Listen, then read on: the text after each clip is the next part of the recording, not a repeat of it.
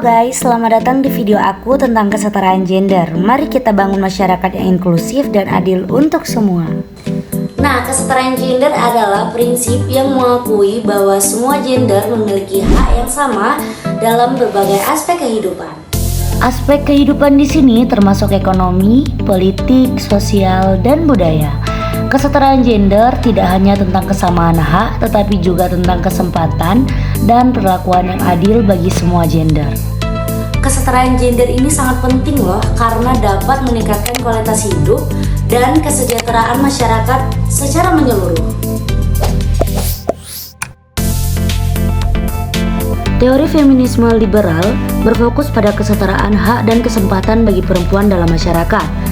Feminisme liberal menekankan pentingnya akses yang sama terhadap pendidikan, pekerjaan, dan politik untuk perempuan.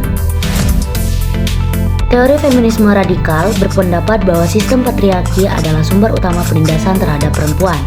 Feminisme radikal menyerukan perubahan fundamental dalam struktur sosial dan politik untuk mencapai kesetaraan gender.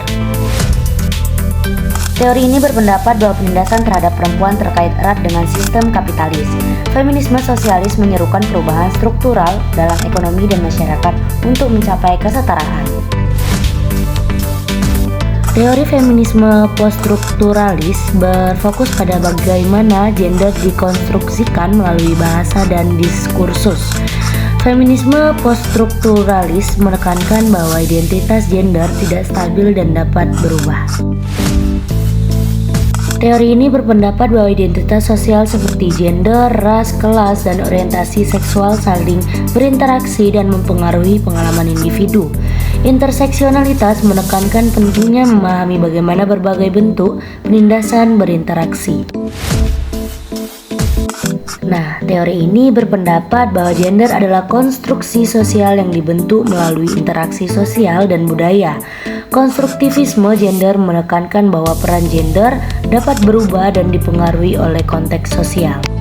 Meskipun sekarang sudah banyak kemajuan, tetapi masih banyak tantangan yang harus dihadapi dalam mencapai kesetaraan gender.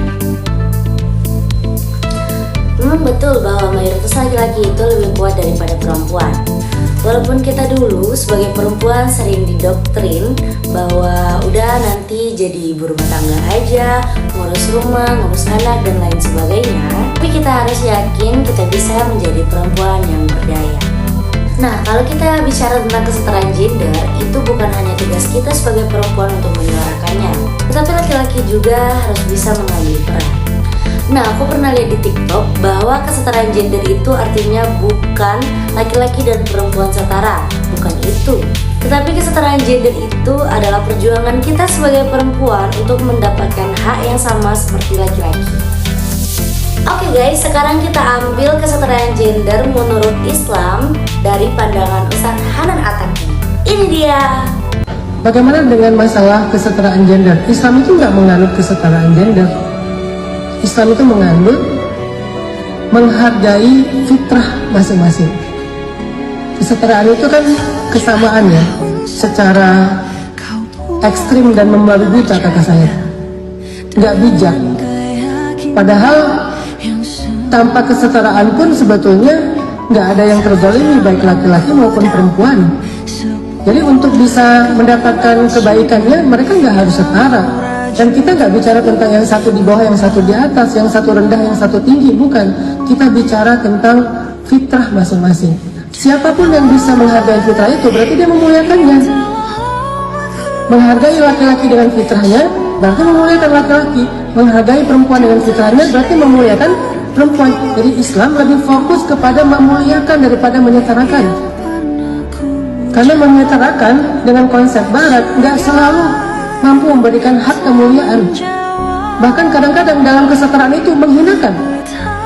Dalam kesetaraan itu muncul penghinaan kepada perempuan.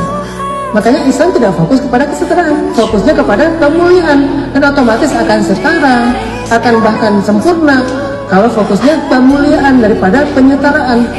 Tapi kalau penyetaraan yang jadi tolak ukurnya, kadang-kadang kita merendahkan laki-laki, kadang-kadang kita justru merendahkan perempuan karena menyetarakannya justru.